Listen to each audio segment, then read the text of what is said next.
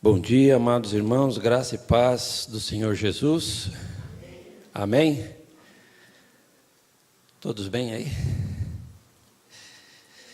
A gente está no culto e é importante assim, estar atento, né, com as coisas que acontecem no culto, né? Por exemplo, o louvor, os cânticos que a gente canta, as letras que nos levam a pensar certas coisas, depois complementa, né? Porque nós cantamos um hino bonito, a casa do Pai, né? Que eu quero estar na casa do Pai, comer da mesa do Pai. E o pastor, então, também vem nos falando sobre a alegria que o povo tinha de fazer aquela romaria, viajar até Jerusalém para estar no templo. Tudo isso diz da presença de Deus na nossa vida, né, irmãos? Que é o anelo de todos que creem no Senhor, da sua presença, do Espírito Santo, né? É um exercício, irmãos, de fé. Toda manhã, toda tarde, toda noite, às vezes de madrugada. Então, como é bom a gente poder saber que Deus nos ama, independente do que somos e das nossas falhas, muitas vezes que acontece, mas Ele nos ama. Quero compartilhar com vocês um texto no livro de Daniel, com a ajuda de Deus. Daniel capítulo 3, verso 26 a 30. Vamos ler a palavra do Senhor para a reflexão desta manhã.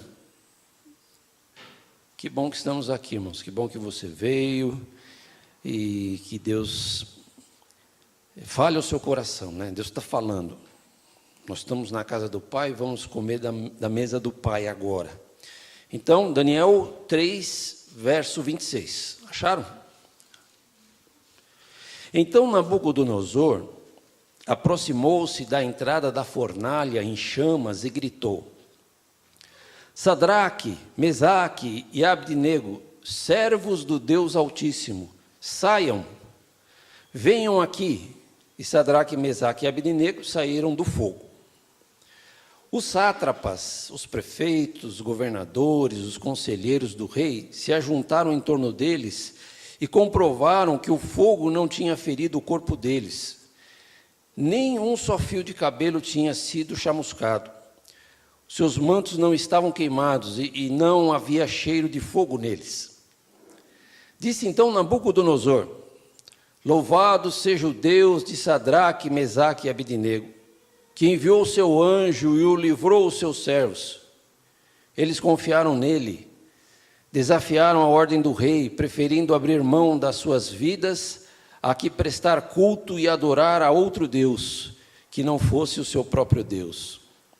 Por isso eu decreto que todo homem de qualquer povo, nação e língua que disser alguma coisa contra o Deus de Sadraque, Mesaque e Abdenego, seja despedaçado e sua casa seja transformada em montões de entulho, pois nenhum outro Deus é capaz de livrar ninguém desta maneira.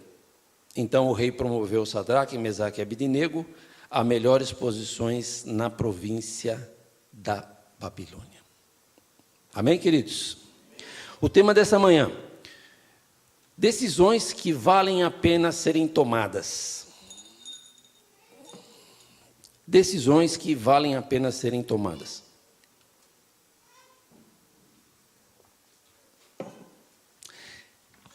Esta semana, um conhecido meu fez aniversário. Ele completou 35 anos. Ele não é cristão, e é solteiro e mora na Europa. E eu parabenizei-lo pelo WhatsApp. Aliás, o WhatsApp pode ser um meio de evangelização, viu, irmão? Quando nós cantamos, eu vou, eu fiquei pensando assim, eu acho que não vou cantar, pastor. Porque você fala, eu vou, e depois você não vai. Aí, pior, né? Dá um medo da gente falar, eu vou, mas depois a gente não vai. Mas pode ir por WhatsApp. Não precisa ir até a África para pregar, né? Prega pelas redes sociais. Quem concorda, diga amém. O importante é se preocupar em levar o evangelho. Aí, pelo WhatsApp, eu parabenizei, né, essa pessoa. E ela me respondeu dizendo assim: obrigado, tem sido difícil. É tudo como um calcário para mim. Mas acho que esse é o tipo de caminho, entre aspas, que foi colocado para mim, de um certo ponto de vista.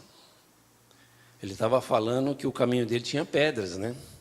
O caminho dele estava difícil, o caminho dele não estava fácil. Então, a gente percebe que ele não estava bem. E escreveu desse jeito, irmãos. Esse foi o meu pior aniversário dos meus 35 anos de vida.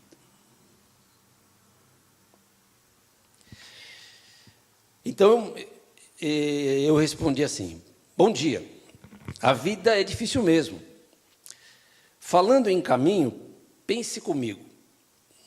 Porque, na verdade, quando ele fala de caminho, a gente pode trocar por escolhas, né?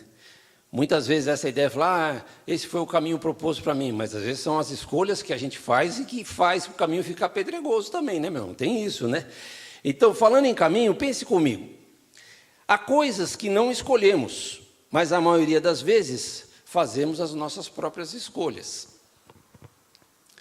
Daniel, jovem exilado de Judá para a Babilônia, não desejava deixar sua nação e viver numa terra distante e diferente, né, irmãos?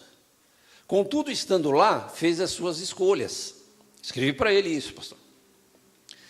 Escolheu servir e acreditar no seu Deus, que no caso é Yahvé. Não se amoldou aos costumes filosóficos e culturais da Babilônia. Rejeitou. Resumindo, decidiu andar com Deus e não com o pecado. Irmãos, nós sempre temos que decidir isso na vida. Ou a gente anda com Deus, ou anda com o pecado. São duas premissas básicas da vida de qualquer ser humano. Só que é evidente que, às vezes as pessoas querem Deus, mas também quer o pecado. E aí que está o problema, né? A pessoa quer Deus e quer o pecado, então a equação... Aí disse assim, você sabe que eu procuro seguir a Jesus Cristo. Ele disse, eu sou o caminho, a verdade e a vida. Ele disse, vinde a mim todos que estáis cansados e sobrecarregados, e eu vos aliviarei, e encontrarei descanso para vossas almas. Volto a dizer, a vida não é fácil. Todos sofremos situações difíceis, mas temos que decidir, cada dia, o que fazer, onde viver, onde trabalhar, com quem ter amizades. Mas no seu quarto de descanso, Jesus está presente. Fale com Ele. Peça direção, peça luz, peça perdão, peça salvação. Deus te abençoe. Um beijo no teu coração. Desejo dias melhores. Encontramos pessoas assim a vida toda, né, irmãos? Então eu gostaria de navegar nesse tema com os irmãos nessa manhã. Decisões que valem a pena ser tomadas. E vamos falar de duas pelo menos hoje. Não porque não podia ser três, né? Mas foi só duas mesmo. Acho que está certo. Vamos voltar àquela premissa, irmãos. Tem coisas que a gente não escolhe, né? Por exemplo, a gente não escolhe a família que a gente vai nascer. Você nasce numa família, você não escolhe, você vai crescendo. Se a família é boa, beleza. Se a família não é boa, lascou-se. É mais ou menos assim que acontece, né? Também não escolhemos ser órfão, né, irmão? Não escolhemos ser órfão. Por exemplo, né? Quando meu pai morreu, eu tinha 13 anos, bem jovem. Vou dar 2 exemplos de casa, tá?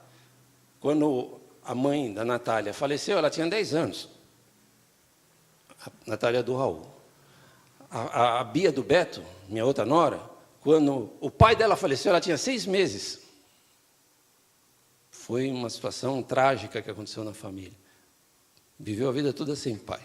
Então, essas coisas a gente não escolhe. Ninguém entra num avião para fazer uma viagem e deseja que o avião caia, certo, irmãos?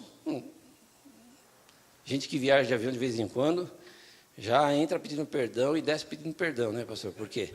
Nunca sabe se vai descer direito, se vai subir direito, é um negócio complicado. Mas assim, 9 de agosto desse ano, lá em Vinhedo, caiu uma aeronave. 61 pessoas morreram. Tinha crente lá. Graças a Deus. Morreu, foi para Jesus. Então, meus amados, tem coisa que a gente não escolhe. Mas a maior parte das coisas da nossa vida somos nós que escolhemos, somos nós que decidimos, somos nós que tomamos uma decisão correta ou errada.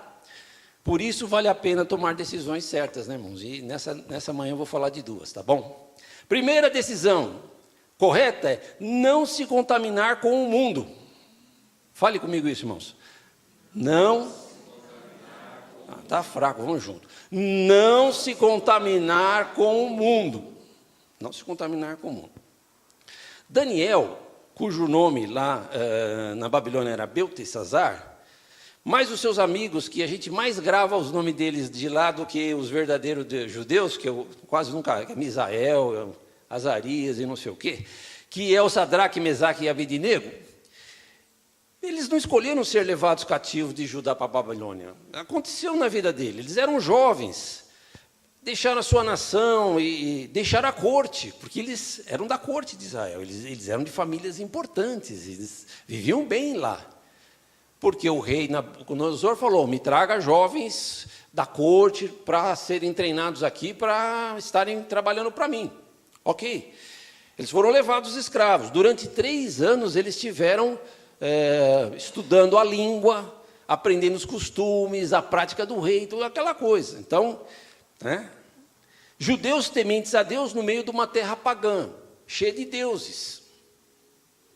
O exemplo disso é a própria estátua do capítulo 3, que Nabucodonosor mandou construir para todo mundo se prostrar diante dela. Depois a gente comenta mais sobre isso. Mas quando esses 4 jovens chegaram lá, eles tinham que comer na mesa do rei. E o rei estipulava, o próprio rei estipulava, olha, você tem que comer essa comida aqui e tal, para ficar forte.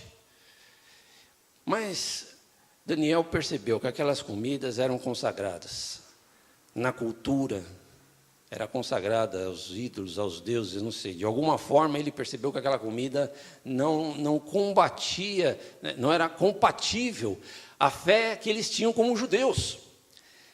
E ele falou, não quero essas comidas, eu vou me contaminar espiritualmente comendo essas comidas consagradas. Então Daniel falou, não quero. Chamou lá o oficial que tomava conta, falou assim, olha, eu queria te fazer um pedido, eu queria que você me desse outro menu, outro cardápio, esse aqui para nós não funciona. Mas o que vocês querem comer? Não, durante 10 dias me nos dá água. Quem gosta de água, diga amém. Água melhor que coca? Aposto que alguém vai tomar coca hoje, viu? Aposto. Seus viciados em Coca-Cola. Coca-Cola tem que ser só domingo, irmão. Porque tem gente que toma todo dia, pastora. Acorda tomando coca, deita tomando coca. Isso é pecado, irmão. Isso, toma uma aguinha aí que tá bom, estamos com sede. Falar tomar uma aguinha, vou aproveitar, né? Água. Melhor coisa que Deus fez foi água. Daniel falou, queremos água. Tá bom. E legumes. Tá bom. Legume é bom também, né? Mas só legume o tempo todo, 10 dias. Tem uma carninha. Tem tanta coisa boa na mesa do rei. Pô, por que não pode? Vamos orar, dar graças, comer a comida do rei e resolver o problema aqui e encher a pança. Veja o discernimento espiritual, né, irmãos? Nós precisamos ter discernimento espiritual no dia a dia da nossa vida. Das coisas que nos cercam. O que podemos, o que não podemos. O que devemos, o que não devemos. A visão espiritual vem com a maturidade, vem com o tempo, vem com a oração, vem com o conhecimento da palavra. Vem estar atento. Daniel estava atento. Aí ele pediu, e o encarregado ficou preocupado. Falou, olha, se vocês ficarem pior, e o rei souber que eu fiz isso, ele corta a minha cabeça. Nabucodonosor era bonzinho. Se ele acordava meio mal-humorado, mandava cortar a cabeça de 10, num dia só. Vocês conhecem a história, nós lemos esses dias aí na leitura bíblica, né? Ele teve um sonho, ficou perturbado, chamou todos os magos, todo mundo falou, pessoal, é o seguinte, tive um sonho, vocês têm que descobrir qual é o sonho e dizer o que é. Capítulo 2, lá no final. Aí, assim não dá, né? Fala o sonho que a gente interpreta, o senhor está forçando a barra em cima de nós. Como é que nós vamos interpretar assim? Não, vai morrer todo mundo. Ou vocês dizem qual foi o sonho e a interpretação, ou pena de morte. Aí a notícia chegou para Daniel, porque foram buscar Daniel para matar também, porque ele fazia parte lá dos sábios, era sábio também. E Daniel falou, peraí, manda o rei segurar que eu vou ver, vou falar com meu Deus, eu vou orar. Chamou os amigos e falou, gente, joelho em terra aí, rosto no chão, que a coisa ficou feia para nós. Foram orar para o Deus eterno que revela sonhos. Minha esposa teve um sonho hoje. Logo me contou o sonho, falou assim, o que será que é isso? Eu falei, não sei, não sou Daniel, por favor, não sei interpretar sonho. Mas não é que 5 minutos depois, nós dois chegamos à conclusão do que era o sonho, irmão. O sonho é isso, isso. Ela falou, é isso mesmo. Interpretamos o sonho, entendemos o recado de Deus. Deus fala por sonho, irmãos. Aí deu certo, ficaram os 10 dias lá e ficaram mais bonitos que os outros, foi uma alegria. Por quê, irmão? Porque Daniel se propôs a não se contaminar com a mesa do rei. Espiritualmente falando, isso nos faz pensar que há uma mesa com alimentos atrativos no mundo em que vivemos, em que a mesa é bonita, e foi esse o sonho que a Rita teve. Ela sonhava num lugar cuja mesa era, as frutas eram lindas e não sei o quê, mas o ambiente que estava, aquela coisa, era imundo e sujo. E achou estranho isso aí, como é que, frutas tão lindas assim e o ambiente sujo? Aí nós falamos, não, isso é o inimigo, que quando oferece os seus prazeres, eles parecem deliciosos, mas por trás dos prazeres está um mundo perdido e sujo. Quem entende, diga amém. Então é isso, irmãos, né? Resultado. Deus abençoou Daniel, né? E eles ficaram melhor. A isso, irmãos, a essa atitude de Daniel, nós podemos chamar de temor de Deus. Temor de Deus. Não é temer a Deus. Temer a Deus é ter medo de Deus. Temor de Deus é contar com a ajuda de Deus para dizer não ao pecado. No livro editado pelo Ministério Pão Diário, cujo autor foi Nathanael Burbenzer, o tema Surpreendido pelo Temor, recomendo a todos que quiserem ler esse livro, nós lemos ali: o temor do Senhor é a chave para realmente viver com Deus. Não é uma teoria, mas uma prática comprovada que já ajudou muitas pessoas a encontrar o caminho para uma vida plena com Deus. Para ter uma vida plena com Deus, nós precisamos conhecer o temor do Senhor. Parece que é isso que tinha em Daniel, nos seus amigos, em Davi, em Abraão, em Moisés, em Elias, Eliseu e tantos outros que serviram a Deus. O temor ao Senhor nos aproxima dele e nos afasta do pecado e nos ajuda a tomar decisões certas. Vou dizer uma coisa aqui, irmãos, que é uma constatação, não da nossa igreja local, pastor Pedroso, não da nossa igreja, da igreja cristã espalhada por todo o mundo, certo, irmãos? Há pessoas que estão dentro da igreja, em várias igrejas, evangélicas e tal, mas o coração está longe. E a vida de santidade é uma utopia. Quando eu escrevi essas coisas, eu falei, isso aqui, pior que é a verdade. E é duro, né, irmãos? Não é duro isso aí? A vida de santidade é uma utopia, porque o coração está longe, a pessoa só está presente, vai no culto, adora, mas quando sai lá fora, a mente está no mundo. Quantos cristãos estão vivendo isso, irmãos? E que Deus tenha misericórdia que nós não façamos parte desse grupo. Quem diz amém para mim? Mas, hoje eu e você podemos decidir como Daniel, não nos contaminarmos com as iguarias da mesa do mundo com o pecado. Cantamos hoje assim, eu quero comer da mesa do Pai, não da mesa do mundo. Então, Deus está falando ao nosso coração. Uma segunda decisão, são só duas hoje, né? Que vale a pena tocar, irmãos, e essa é muito importante, dizer assim, vamos tomar essa decisão. Não trocar ao Senhor Jesus por nada deste mundo. Não trocar. Se um dia nós aceitamos Jesus como Senhor e Salvador, pedimos perdão dos nossos pecados, recebemos o Espírito Santo, começamos a andar com Deus, Jesus se tornou nosso amigo, irmão mais velho, Senhor e Salvador, tanta coisa. Não trocar o Senhor Jesus por nada nesse mundo. Melhor decisão que a gente pode fazer. Porque o inimigo é astuto, irmãos, ele é sagaz, ele é dissimulado. E ele usa a idolatria para afrontar o Deus verdadeiro. Idolatria. A Bíblia diz que a idolatria é como o pecado da rebelião. O sacerdote Samuel foi levar uma mensagem para o rei Saul. quando Saul foi desqualificado, porque não cumpriu a palavra do Senhor. E ele disse assim: pois a rebeldia, ou rebelião, é como o pecado de feitiçaria, e a arrogância como o mal da idolatria. Então está comparando, né? A pessoa idólatra é arrogante. Assim como você rejeitou a palavra do Senhor, ele o rejeitou como rei. Então, a palavra do Senhor é o prumo da nossa vitória ou da nossa derrota. Se a pessoa rejeita a palavra, está em maus lençóis.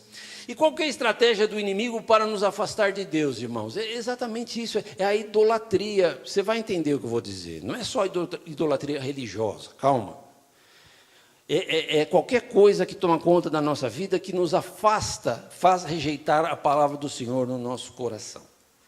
Lá em Daniel 3:1, o Nabucodonosor fez uma imagem, uma estátua de 26 metros de altura, de ouro, e deu-lhe, ou tocou a essa estátua, um poder de Deus, letra minúscula, né? É uma divindade. Porque, irmãos, tinha tantas estátuas lá, tinha tantas divindades, uma mais, uma menos, para a cultura do povo, não tinha problema nenhum, certo? Só que aquela o rei mandou fazer, era grandona. Era um dia de festa, então o rei falou assim: olha, sátrapas e governadores e todo mundo chega aqui no dia tal, vai tocar trombeta e todo mundo vai consagrar-se. Consagrar a estátua e se consagrar a estátua dobrando-se para ela. Veja, irmão, para a cultura da época, para aquele povo, tudo certo. Uma estátua a mais, uma estátua a menos, qual que é o problema? Não tinha problema nenhum. Acontece que Sadraque, Mesaque e Abednego não foram lá, não obedeceram às ordens, nem se dobraram. Nem Daniel, mas eu não sei onde estava Daniel, irmãos. Não me pergunte, porque a Bíblia não diz. A gente estava fazendo uma excursão, viajando lá pelo reino, eu não sei o que ele estava fazendo. Daniel não está nessa história, mas os amigos deles estão. Aí, você sabe, né, irmão, que quando você serve a Deus, tem pessoas que têm inveja da gente, né? De alguma maneira a gente é perseguido. Então, ficavam de olho em Daniel e nos seus amigos para ver alguma coisa errada neles, para acusar o rei. Aí chegaram para o rei, Nabucodonosor, tem uns 3 aí exilados de Judá que não dobraram os joelhos diante da sua imagem. E o rei ficou irado. Ficou nervoso, vermelho, transformado, mandou chamar. Falou: meus 3 aí, vocês não vão se dobrar, vou dar mais uma chance. Aí eles falaram para o rei: olha, rei, quer saber a verdade? Não precisa se preocupar tanto assim, não vamos se dobrar. Eu vou jogar vocês na fornalha. Eu falei: pode jogar. Se o Senhor quiser nos livrar, Ele vai nos livrar. Senão, de qualquer forma, nós não vamos nos dobrar diante da sua imagem, porque nós não vamos fazer isso, de maneira nenhuma. E nós conhecemos a história, né? Conhecemos a história. Mas antes da gente continuar nessa história, vamos pensar um pouquinho assim: que tipo de idolatria pode nos afastar de Deus hoje, irmãos? Ok? Por exemplo, o hedonismo. Falei uma quarta-feira aqui sobre esse assunto. Hedonismo é uma doutrina filosófica e moral que defende a busca pelo prazer como finalidade última da vida. A palavra hedonismo vem do grego hedonê, que significa prazer ou vontade. Então, né? Tudo que a gente tem vontade. Viajar, comer bem. Também tem a questão da vontade no sentido sexual. O hedonismo, né? Eu preciso ser feliz. Em todos os sentidos, até sexualmente, tem que ser feliz. Então, não importa o que eu faça, desde que eu seja feliz, está tudo certo. É a ideia do hedonismo. Então, isso se pode tornar uma idolatria na nossa vida. Então, por exemplo, irmãos, vamos pensar junto, né? Nós temos o carnaval, que é uma festa da carne. Não precisa nem falar nada, né? Então as pessoas esperam o carnaval e passam a noite toda lá, e bebe, e dança, e se diverte e tal. Acontecem muitas outras coisas, deve acontecer orgias também, etc e tal, né? É um lugar, fala para mim, irmão, para uma pessoa salva, lavada com o sangue do Cordeiro, redimida, que quer comer na mesa. É um lugar para nós estar? Não dá, né, irmãos? Tem cristão que vai lá, depois vai lá fazer as cinzas. Sabe o que são as cinzas depois do carnaval? É para você purificar todos os pecados que você fez no carnaval. Espera aí, pô. Então não vai. Está tendo esse Rock in Rio aí. Tudo bem, é música e tal, mas também o ambiente que envolve, a inspiração de muitas músicas, não é nada cristão. Ah, mas já pensou ter uma... Agora está tendo os programas da Globo que tem até cantor evangélico cantando. Misericórdia. A misturança. Vamos cantar na casa do Pai. Vamos cantar junto com o povo de Deus. Vamos treinar para cantar com os anjos no céu. Vou na Globo cantar. Oh, tudo bem, eu sei. Eu não tô aqui para julgar ninguém. Não sou juiz. Mas a gente tem que ter um pouco de entendimento. Outra coisa.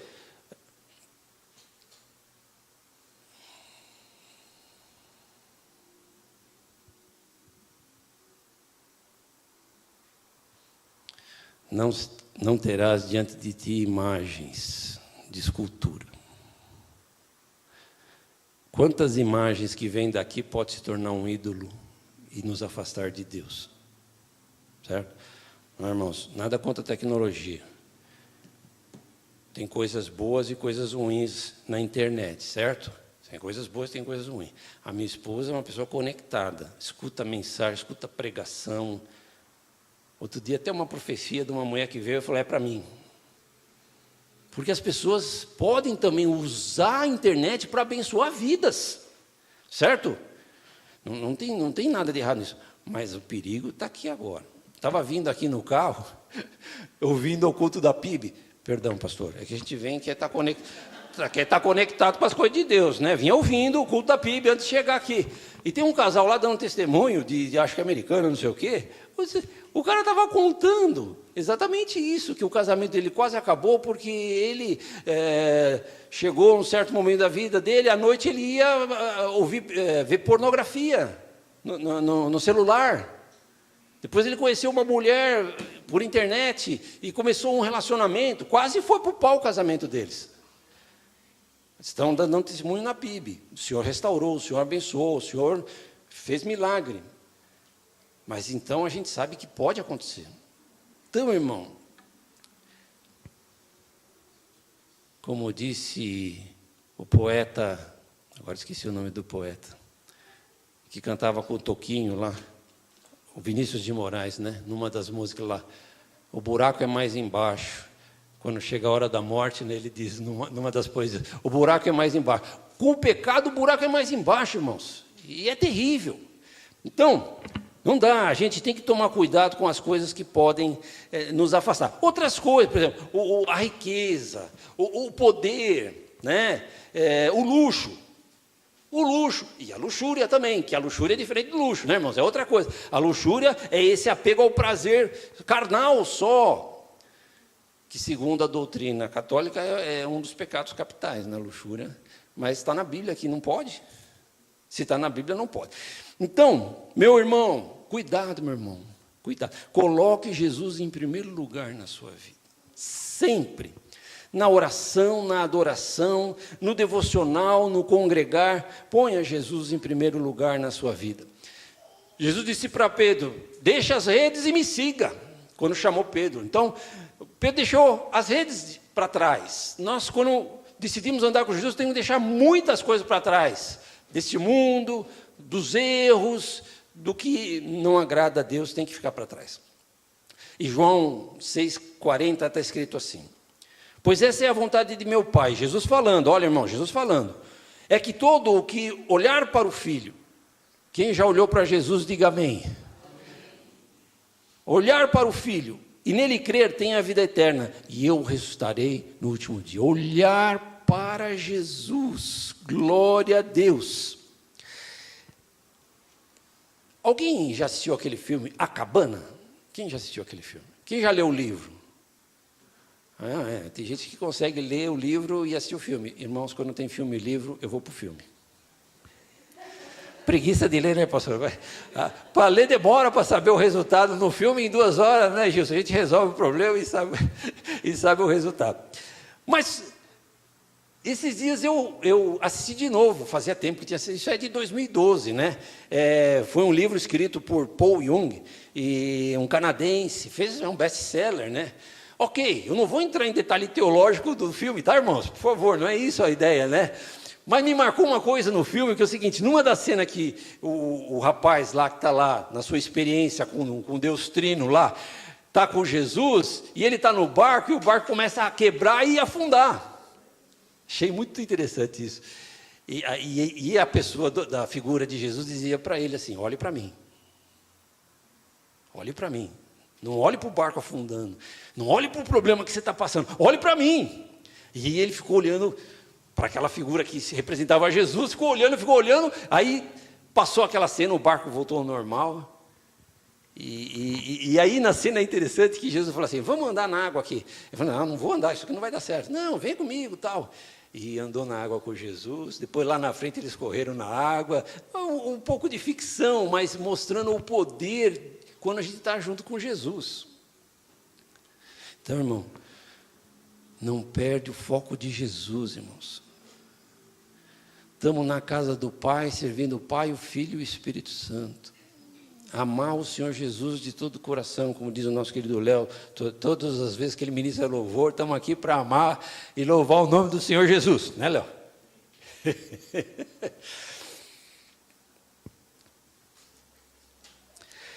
Vejam a insensatez, está acabando, pastor, fica tranquilo, está acabando. Meu Deus, deixa eu acelerar aqui. Vejam a insensatez de Nabucodonosor, irmãos. No final do capítulo 2 do livro, o Daniel interpreta o sonho dele. E aí ele diz assim, ele diz para Daniel: não há dúvida que o seu Deus é o Deus dos deuses. O Senhor dos reis é aquele que revela mistérios, pois você conseguiu revelar esse mistério. Então o rei colocou Daniel no alto cargo, cobriu de presentes e o designou governante de toda a província da Babilônia e o encarregou de todos os sábios da província.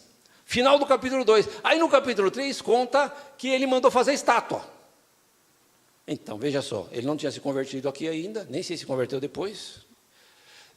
Depois ele passou um tempo lá também entre os animais, na relva, e depois reconheceu Deus e exaltou Deus. E no caso do Sadraque e Mesaque também. Mas veja a insensatez, irmão, a pessoa vê um milagre de Deus, mas depois continua fazendo coisa errada. E, irmão, eu já fiz isso tantas vezes, quem sabe? Talvez você também tenha feito, né? Então, a gente precisa ter esse discernimento, essa graça de Deus, essa vigilância constante. Muito bem. Aí os 3 amigos lá do Daniel foram jogados na fornalha acesa no fogo, né? Porque eles disseram: não vamos se dobrar, não há negociação, nós vamos ficar servindo o nosso Deus. E aí foram jogados. E a gente sabe o que aconteceu. No caso do Daniel, foi jogado na cova do leão pela mesma circunstância. Diferente da história, mas eu não vou contar. E Deus mandou o anjo e fechou a boca dos leões. Mas, quando foi jogado os 3 amigos de Daniel lá, os servos, né, que jogaram, morreram, porque estava tão aquecida, 7 vezes mais. Mas o sobrenatural de Deus aconteceu. Fale para mim, sobrenatural de Deus. Quem quer sobrenatural de Deus? O Silvio Santos dizia assim: quem quer dinheiro? Mas aqui não, aqui. Quem que é o sobrenatural de Deus? Aí o Nabucodonosor ficou olhando para dentro da fornalha, ninguém caiu morto. Daqui a pouco tinha gente andando na fornalha lá, passeando. Quase que eu diria que estariam fazendo aquelas canções de Israel, abraçadinho assim, dando voltinha, né, pastora? Quem sabe? Alguma coisa estava acontecendo lá.